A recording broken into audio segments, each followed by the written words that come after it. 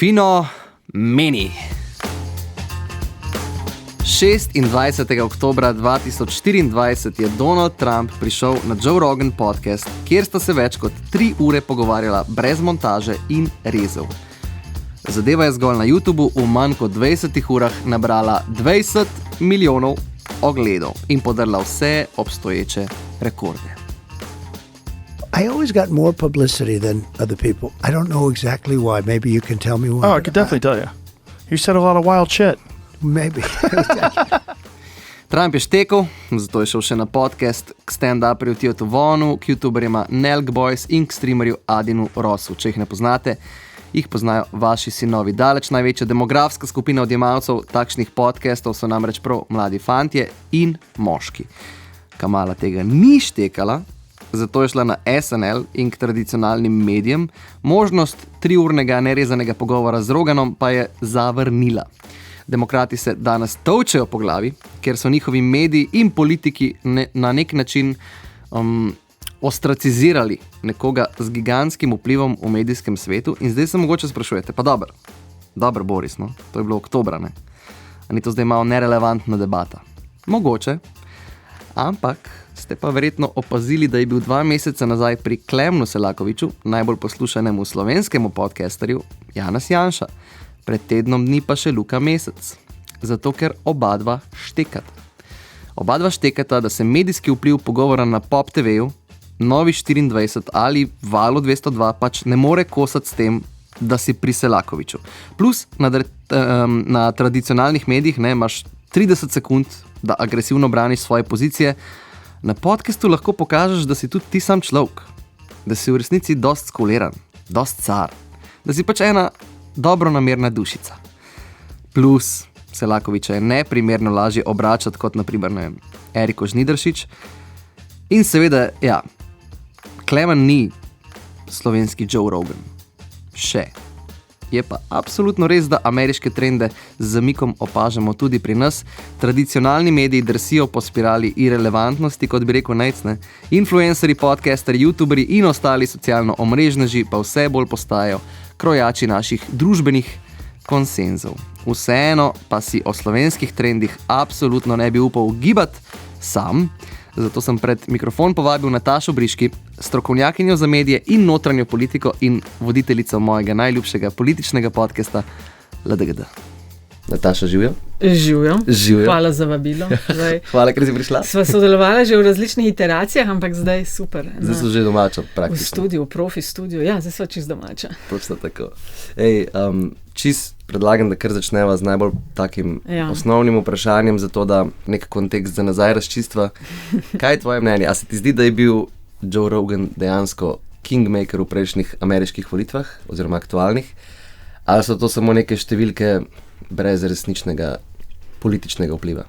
Jaz mislim, da kingmaker ni bil. Več stvari je odločalo pri tem, da je Donald Trump zmagal. Zdaj pa povsem zamahen z roko, pa ne morva, ker gre za enega najbolj poslušanih podcasterjev, ki ima večjo naročniško bazo, večjo poslušanost kot karkoli na katerikoli tradicionalni medijski postaji. Se pravi, ko politik ali političarka pride k njemu pred mikrofon in dobi, ker njegovi pogovori so tam med 2 in 4 urami, dobi zelo veliko platformo in zelo veliko časa, da razloži, kar ima za povedati. To je ena od stvari, zakaj sem tudi sama šla v te druge medijske oblike. Ja. Ker so omogočili, ker mi je šlo pri klasičnih oblikah, še 30 sekund imamo, povejte, če imate še kaj za povedati. Ne, klele te omejitve ni. Včasih je, ker za pogovore ti si jih veliko že naredil. Veš tudi, ko koncerte delaš, da prvo minuto ni najbolj vroče. Ja. Nekaj časa traja ogrevanje, pol je ena sredina, ki jo pelješ pol s sabo do konca. 10 minut ni dovolj, 15, tudi 1 ura zares ni. Lahko veliko poveš, ampak veliko več pa v 3 urah tudi, ki znajo biti pa, tudi past. To je bil eden od razlogov, recimo, zakaj tudi Kamala Harris ni prišla, ker se je bala, oni so se pogajali, če bi bilo 45 minut in tako dalje. Pa če bi snimali pri njih v Washingtonu. Tako, Donald Trump teh pogojev ni postavljal, res pa je tudi, da za razliko od Kamale Harris je imel Donald Trump v Joe Roganu, čeprav takrat, ko še ni bil odločen, je imel tako rekoč simpatizerja in imel je platformo, kjer je 80% poslušalcev je moških in več kot debela polovica jih je starih tam med 18 in 35 leti. Natanko tista skupina, ki jo je Trump nagovarjal. Tako da je bila zelo logična izbira, ker ker ne moreš, če prideš z namenom, a veš, da bomo pa malo odblefirali, pa povedali tiste svoje talking pointe, ne, v 3 urah te nekje, oziroma ga ali pa jo nekje dobiš. Ne. Sej Rogan je točno to rekel, da je poanta, zakaj hoče imeti 3-urni pogovor, ker je rekel, 1 uro ti lahko držiš masko pa pozo, ne? Potem po 1 uri pa pol, po 2 urah ti pa spusti in postaneš na nek način bolj ranljiv za to, da se pokaže tvoj resničen obraz. Se mi zdi, da opažam nek trend sploh pri ameriški politiki, da je vse bolj pomembno postaja tudi to, da si ti car. Če si dober politik, je pač vse lepo in prav, ampak moraš biti tudi malo car. In ti bi zdaj en klip predvajal, ne? Čak, da mi sam najprej povej, kaj je definicija carja? Car je pač tako, jaz sem sam normalen model, tudi jaz zdaj spijem kakšen perček, pa skadim kakšen čikec, pa tako pohengam s svojimi bojsi. Aha, jaz sem človek. Ja, pač tako, tudi menga kdaj malo zamori ta politika, ampak jaz sem dobro namerna cute osebca in pač to je to, ne. J.D. Vance pride na Tio Tavona, šteka, kdo je njegov poslušalec. Evo, ti bom predvajal en klip. Like, I'm a grown man on the verge of tears because a fucking sports team that I rooted for lost a game. Like, wake up, man. Too many F-bombs. I'm going to lose too many votes, so I'll try to tone it down. Okay. Yeah, if you say more than 7 or 8, I'll tap you on the shoulder. Thank you. Yeah. I appreciate it. Ta trend se mi zdi, da je ful opazen, oziroma zelo opazen v ameriški politiki. V Sloveniji ga pa jaz še ne opažam toliko, pa me zanima, ampak se tudi ne spoznam. A ti opažaš že ta trend, da bi slovenski politiki spreminjali osebnost, glede na to potrebo, da so politiki cari? Ne vem, če bi s tem povezovala potrebo, da se pokažejo drugačnega, ampak definitivno pa potrebo po drugačnem komuniciranju s svojimi potencialnimi volivci in volivkami. Ne. Seveda, ameriški podpredsednik je natanko vedel, kam gre in tudi, ko je rekel besedo na F, jo je rekel popolnoma namensko. Ne. Ni mu ušla. In s tem se je točno to, kar se rekel, želel delati cool, lejte, jaz sem eden od vas in tako dalje. Ne. V Ameriki je že zelo dolg velja, kdo je politik, s katerim bi hotel iti na per. To je tisti the ultimate, če pa si ga predstavljam ali jo kot nekoga, ki je z njimi pa res lahko, kot praviš, pohengov, ne, pol lahko dobi moj glas. Recimo pri nas na Metini listi je bil eden najbolj poslušanih podcastov ali pa epizod v zgodovini, ko je k nam med covidom prišel, če se spomniš, vodja konzulare na Ministrstvu za zunanje zadeve, Andrej Šter, in smo se z njim pogovarjali o tem vračanju Slovencev iz Slovenije, kakšne imajo težave, in je med tem povedal eno anekdoto, pri tem pa uporabil zelo sočen jezik. Zelo nenavadno za nekoga, ki je državni uradnik, ne.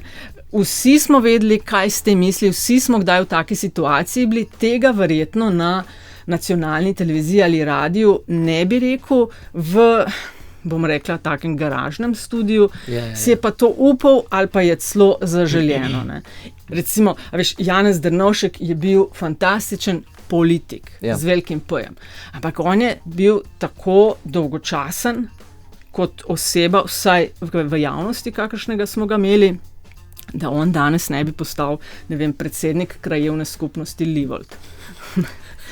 Ampak je bil odličen politik. Danes so se stvari spremenile. Danes ti moraš, ne bom rekla igrati to igro, ampak znati razumeti, da so se stvari spremenile. No, vse točno to sem te pa hotel vprašati. Kako ohraniti slovensko politiko, vsaj približno dolgočasno? Ker se mi zdi, da moje osebno razmišljanje je, da ko politika postane nedolgočasna, takrat stvari postanejo malo nevarne. Zelo težko je, biti zanimiv, pa hkrati nepopulističen. Tako, točno to je. Zelo težko je delati po eni strani dober medij, pa hkrati ga imeti tudi zanimivega. Zaradi tega, ker razložiti, ne vem, pokojninsko reformo Ni isto kot, kaj zvem, en štos z interneta, ki nekomu spodrsne na bananinem olupku. Ne? Ampak, tako kot si uvodoma omenil, da poslušaš podcast LDGD, ne, formula, ki se nam zdi, in glede na to, da je kar nekaj bilo, jih je sledilo v naslednjih letih, ki se mi zdi, da poskušajo v podobnem ritmu delati, je, da si ti informativen, da ti spoštuješ tistega, ki te posluša, da ga ne vlečeš za nos, da ne manipuliraš, a hkrati, da se ne bojiš tudi mogoče kaj povedati in da se ne bojiš biti pri tem duhovit. Ne? Tako da na to, da bi politika kdaj še bila dolgočasna, to upanje, tega ne bo več. Ne? Časi, v katerih smo, je, da se borimo za tvojo, mojo, njihovo pozornost in tega veš, kako je. Glih zaradi tega smo danes tukaj, kjer smo, ker se tisti, ki so zasedali najvišje položaje, navzdol gledali na občinstvo. Češ, lejte, če tega vi ne razumete, kar vam mi govorimo, pol je problem vaš. Vi pač nimate pojma, zato ne sprašujte nas več dalje. Recimo pri znanstvenih in znanstvenicah je včasih sploh pri starejši generaciji tako prav odpor, ja pa zakaj moram to poenostavljati, ne? Ja, mislim, ne gre za to, da rabiš poenostavljati, ampak prosim, a lahko to razložiš, da bo poleg vas treh, ki se s tem ukvarjate, še nekdo drug razumel, še posebno, kadar z javnimi sredstvi financiramo vaše raziskave. Strinjam. Zdaj pa po moje, da me zanima še čisto v bistvu vprašanje, zaradi katerega sem te tudi povabil, ker si na njega ne znam odgovoriti, ampak me pa ekstremno zanima. In sicer, a se ti zdi, Nataša Briški, da se nam lahko zgodi slovenski Joe Rogan in če ja, kdo bi to bil? Čakaj, to si zdaj rekel, ali se nam lahko zgodi, kot da bi to bilo nekaj slabega. Ne dajem nobene vrednostne sodbe.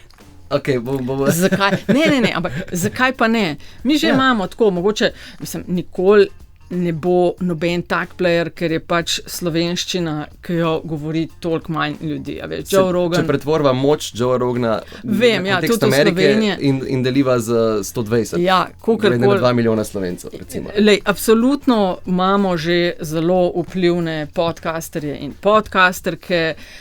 Jaz zelo selekcionirano poslušam, tako da če bi zdaj začela kakšne imena izpostavljati, bi zihar eni polovici naredila krivico. Politiki tudi, ko presojajo, kam bodo šli, počasi mi je seveda jasno, da samo iti na televizijo je premalo, da štempljati plakate, da to ne deluje več, ne? Da pa lahko s temi nišnimi oddajami in vsebinami zelo velik poslušalstva dosežejo. In zelo velik v Sloveniji pomeni že nekaj 10 000. Iz kjerekoli strani greš, je vedno so ene pasti. In tudi vešči politiki in političarke bodo znali tudi to izkoristiti, ker bojo k enemu podcasterju prišli, ki ga, 50 ali pa 100 000 ljudi poslušati tisto epizodo, ali pa več, v svoj prid tiste minute, tiste ure, ali pa okol zapeljati. A prerokuješ, da bodo na naslednjih volitvah ali pa v naslednjih 5 letih, da bojo vse bolj vneto trkali, absolutno, to boš... Prosim, Klemen, meni na svojem podcastu, ali on, ali kdorkoli drug, absolutno. To ne bova rabila 5 let čakati, to bova gledala zelo intenzivno že od jeseni dalje. Če bodo bodisi jeseni, najkasneje pa naslednje leto, se pravi 2026 spomladi volitve. Absolutno, ja. Tudi vse več bodo na TikTokih, vse več bodo na tudi platformah, na katerih imajo oni ali one popolno kontrolo nad tem, kaj se gor dogaja. Ok, ampak če sem te pravilno razumel, ti to ne vidiš nujno kot slabo stvar, ne? Jaz vidim slabo samo, kadar se z vsebino manipulira, kadar se izkorišča platforme, ki imajo ogromen followership, za lepo slovenščino, kadar ni odgovornosti. Veš, ker tudi Joe Rogan, ko o njemu govoriva, on reče, to je ta njegova pogosta. Jaz sem sam en model, ki malo sprašuje, vi se pa odločite. Lej, ko imaš ti enkrat 20+ milijonov naročnikov, ko te posluša in gleda več milijonov ljudi, ti nisi več samo model, ki odpira vprašanja, pol pa dajte vi, kar hočete s temi stvarmi. Tako da meni bi se zdelo super čim prej, da dobimo, da imamo čim več takšnih, ki ustvarjajo, ki imajo konkretne številke za sabo, ampak da so odgovorni. Ok, se pravi en šopek odgovornih Joe Roganov, to je najina želja za Recimo, ja, to si lepo rekel. Hudo, ok. Nataša, najlepša ti hvala, da si prišla in da si ponudila svoje ekspertize. Hvala za vabilo, z veseljem, res. Nataša je sicer že načela debato o metodah nagovarjanja novih demografskih skupin, pa vendarle evo, Vida je posnela še en zgoščen šopek argumentov za vse, ki se boste čez pol leta spraševali, zakaj je šel pa on k Selakoviču? Stik z ljudmi, mogoče da postane malo bolj, rekla, na nivoju navadnega človeka, ki pač imam neko mnenje, da se pač lažje poistovetijo potem tudi z njim pa njegovim razmišljanjem. Verjetno širijo svojo ideologijo in popularnost. Mladi zdaj ne gledamo več teh nekih tradicionalnih medijev, dejansko pridejo lahko na plano kakšne teme, ki na nacionalki ne bi, ker še zmeraj so to neki dolgi podcasti, te oddaje so pa ponovadi zelo natempirane. Ne vem, če imam zdaj v glavi to Marcelovo. Ker so oni tudi spoznali, zdaj pač so podcasti en velik medij postali z ogromno poslušalcev, velikim vplivom, ne. Je tako utegne biti nova normalnost, pa če vam je všeč ali ne. Na Instagramu pobiram stavek, kdo bo slovenski Joe Rogan, jaz dajam 20 €, na Natašo Briški. Vi pa si svoje mnenje seveda in kot vedno ustvarite sami.